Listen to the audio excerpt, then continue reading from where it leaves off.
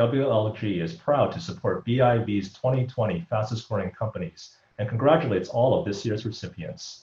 From regulatory hurdles to IP issues, we know that taking your business to the next level is often easier said than done.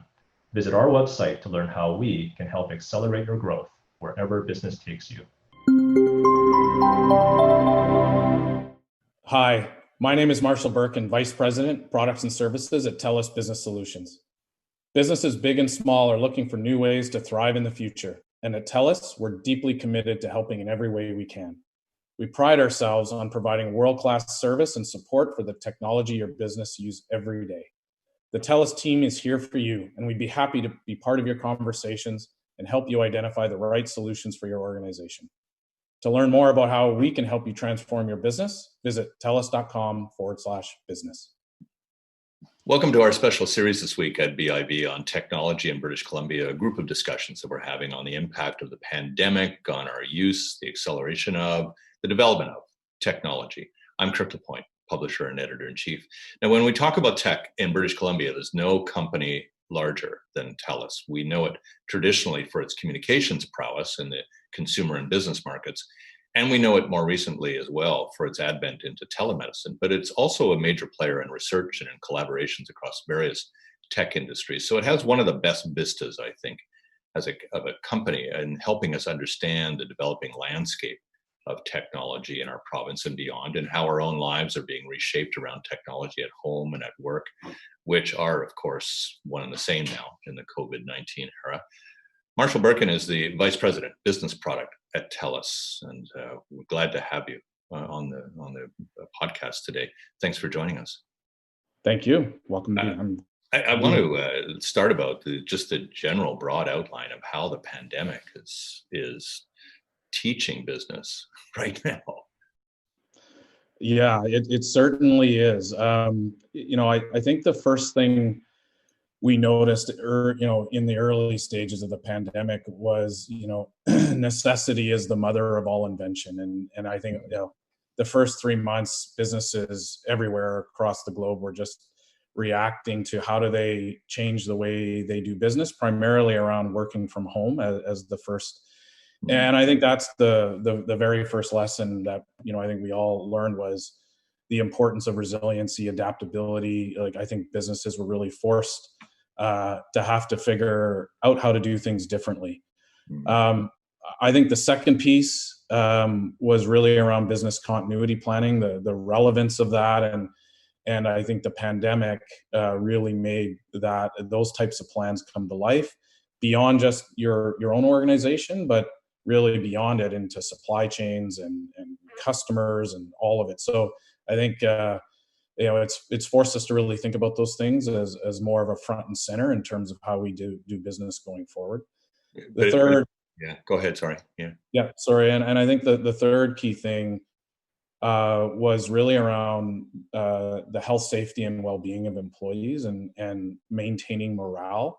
What I noticed personally was after the initial shock of COVID and working from home, the isolation and just the family challenges of everyone being home, all of that really was impactful to many of our team members. And so having to adjust and make sure that we've got those types of programs in place to help people adjust to working from home on a permanent basis was really a key learning for us.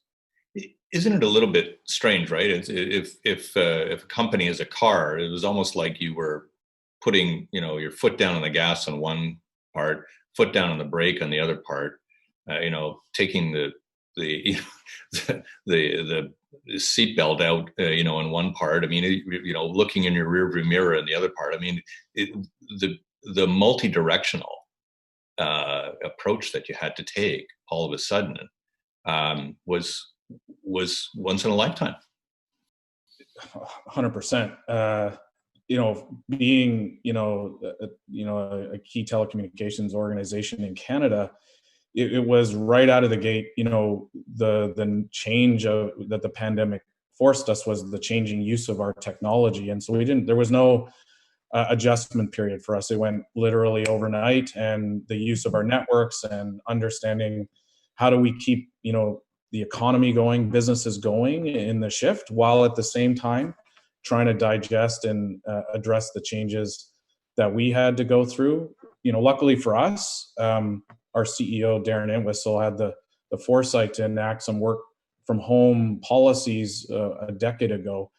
And about 70% of our team members were already working from home in some form or fashion. So we went from 70% sort of part-time to 95% full-time, literally within weeks. And that was a key capability for us to allow us to not only respond to the needs of our customers, government, everyone, but also our own in terms of team member and keeping our own business going. So it was a great learning, but it certainly was a stressful time for everybody. Yeah, I mean, because I want to get the picture as well. I don't want to dwell too much on that period, but it was a period of almost like triage for a lot of companies. You have on the one hand your responsibility to your employees, and you've got to direct them to get home and get themselves going and find a way to have continuity.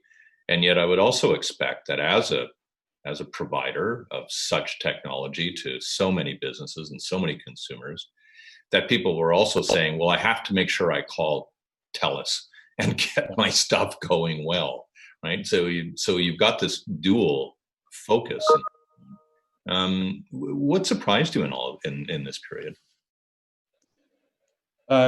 What surprised me in all of this period, the first was how quickly we reacted. We've over the years, whether it's fires, floods, our EMOC capability is quite robust, and no different here with the pandemic. So our ability to get going quickly, certainly on this scale was I think a bit of a surprise.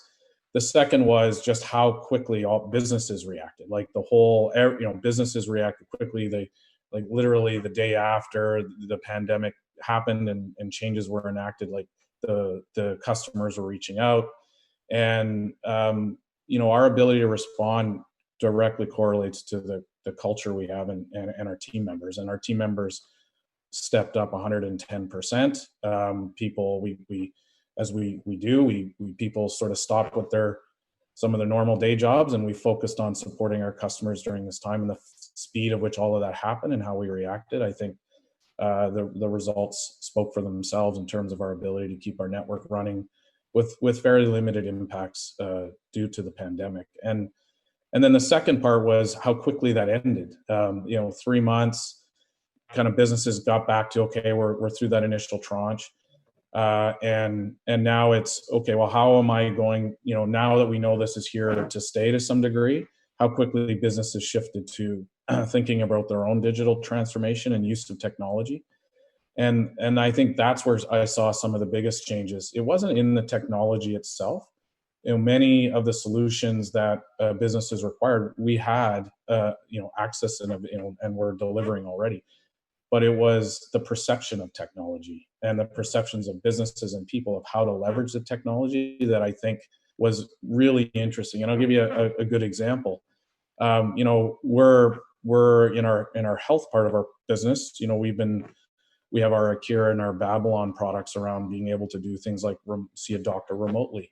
But when the pandemic hit and the idea of going into hospitals where lots of infection rates of COVID, people's adoption of the technology was significant. Government's adoption of the technology was significant. So, and really not much change on the technology front. It was really around how people adapted and are now thinking about the technology in terms of their business.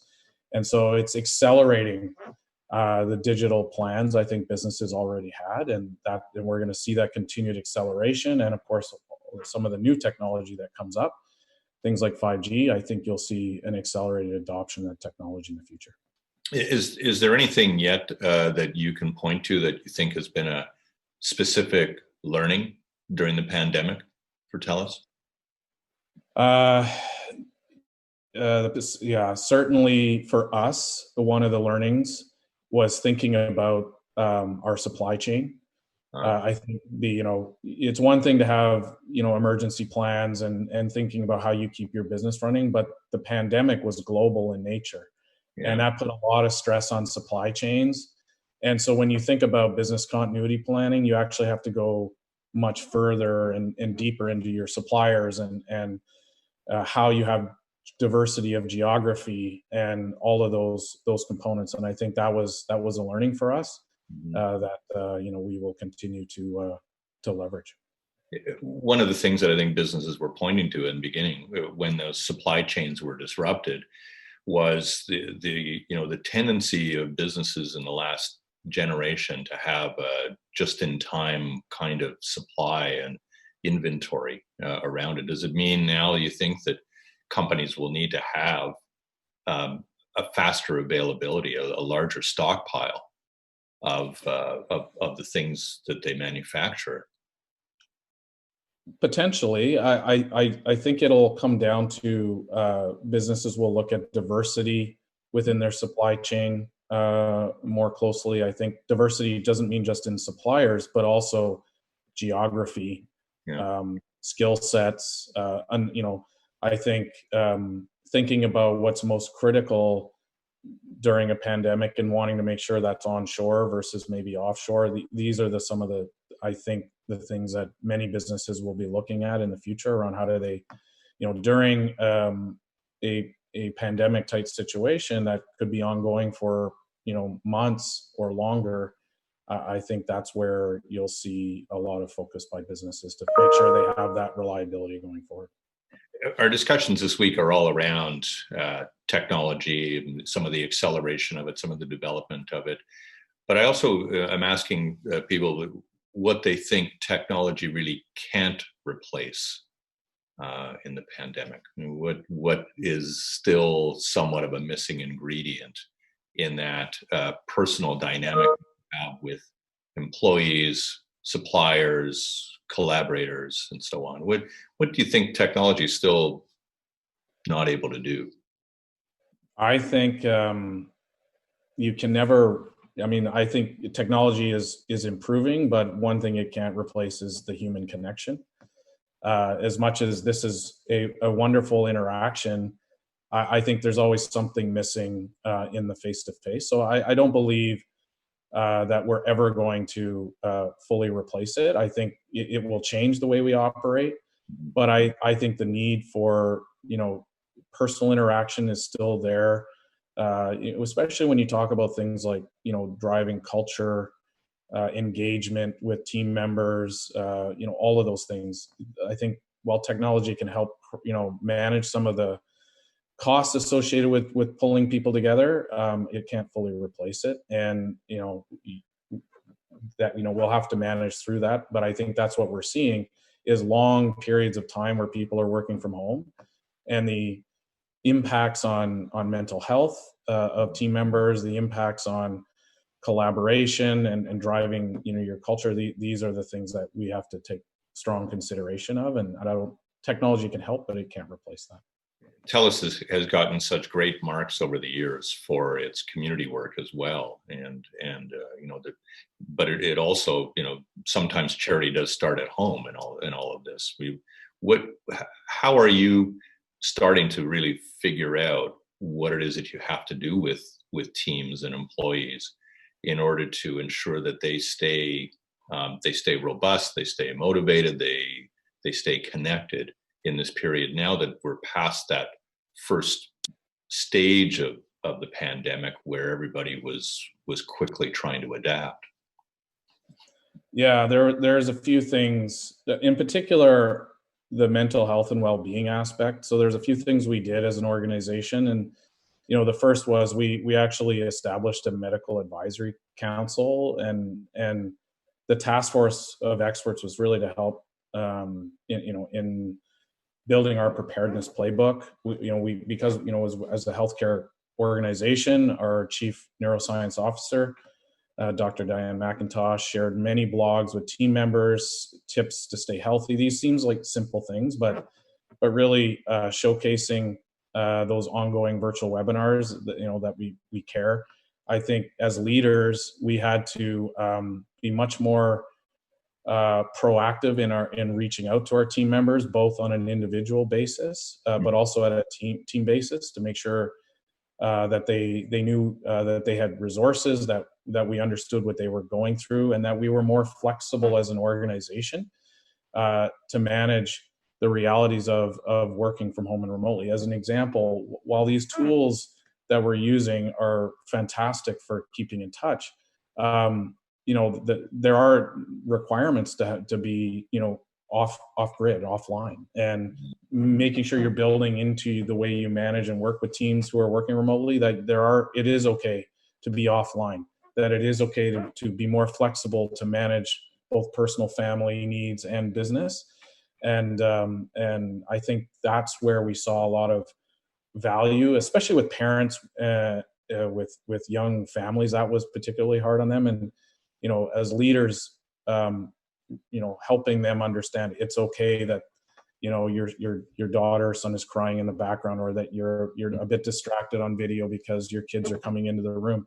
We just, as leaders, we had to just, showcase by example that isn't an issue, and give people the space they need to manage that. And I think that, while simple as it sounds, really enabled us as leaders to connect with team members and help them strike the right balance.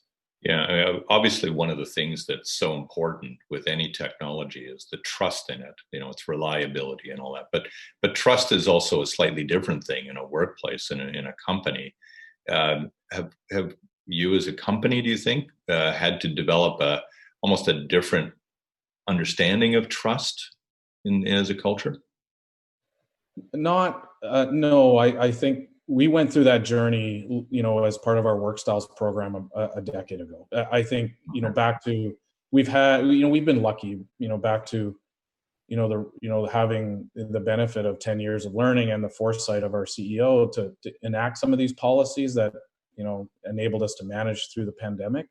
But that started from a position of trust with our team members. I think working from home type policies doesn't work if you're trying to manage tightly what your team members are doing. You have to trust that they're doing the right thing, and so we've worked a long time on our culture to enable that. And in discussing with many businesses, many of them have said culture and how the shift in their organization's culture is a big driver, not as much necessarily the core technology, but again, the culture of their business and how they use the technology and how they work with their team members in a remote fashion. So for us, it was honing those things as opposed to redefining them. And again, that was one of our key successes through the pandemic. A bit of a personal question, but I think you can also apply it to others that who are also executives and leaders in technology. But what do you feel you've learned about yourself? It's a great question. Well, what I've learned about myself is that I really like getting out and seeing people face to face. So for me, it's, the first few months of this were great, but after a while, being able to actually get out and see team members. So I'm chomping at the bit for that time to happen, because that personal connection, being able to build relationships in that way, was actually really meaningful to me, because, we spend so much time at work, and being able to connect with people that you spend, so much time with, I think it was more important than I originally maybe put value onto it. But now, being remote and seeing that sort of, we all have our very strong bubbles now, and it's more difficult to cross those bubbles. That's been a real challenge. So even though we're really 6 months into this, it seems like it's an eternity and all of this, but are you able to figure out yet how the pandemic might shape Telus in the years to come already? Yeah, I think there's a few things that have become very clear to us over the pandemic and what we think in the future. Number one, our investments in our culture, I think, have bared a significant amount of value for us, and we're going to continue to do that. Customer experience in a digital world is going to even become more important. Driving our investments in our world-class network superiority, again, in the future is going to become even more critical.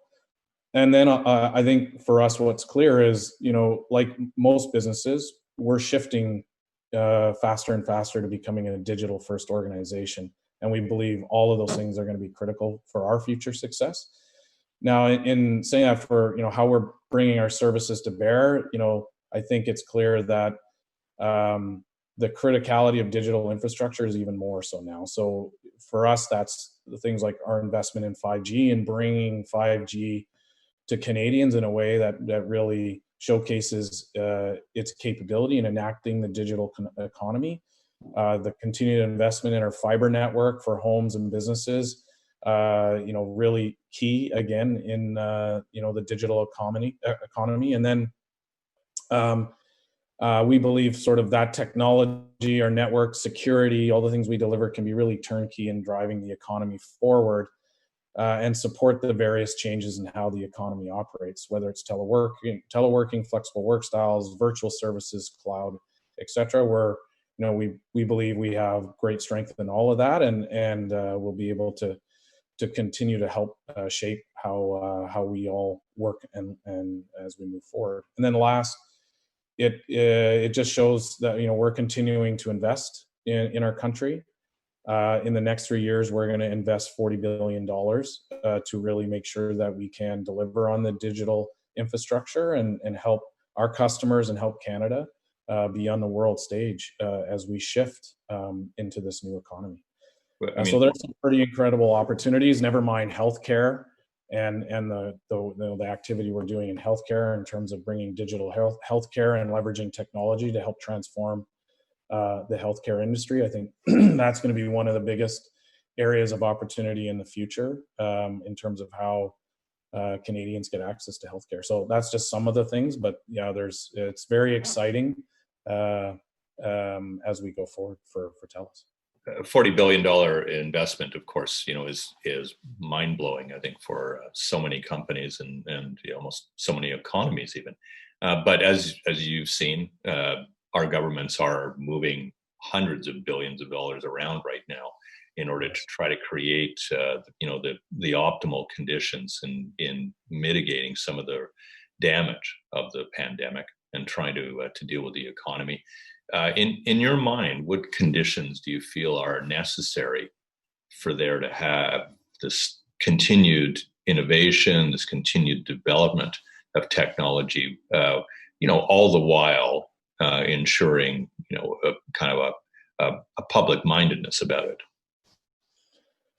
Yeah, for me, I think the biggest opportunity is making sure that Canada stays a great place to invest in. This technology is global, and people, organizations, can invest in all over the world. And I think Canada has some of the best telecommunications infrastructure in the world. We have, the best mobility networks in the world. We have very strong foundations for which we can be a leader in this digital infrastructure world that we're moving to. And I think making sure that Canada is a great place to invest and do business in, that will be key, as it is going to take significant investment to make this, to shape and make this transformation. So that to me is clearly high on my list of things that need to make sure that happen in Canada as we go forward. Well, I'll let you get back to it. It's been great talking to you, and we'll keep track, of course, of Telus, in the months and time to come for what its developments will be. But Marshall, thanks so much for your time today. Thank you very much. Appreciate the time. Take care. Marshall Berkin is Vice President, Business Product at Telus. I'm Kirk LaPointe, Publisher and Editor-in-Chief of Business at Vancouver. You've been watching our special series on technology this week. Thanks for viewing us.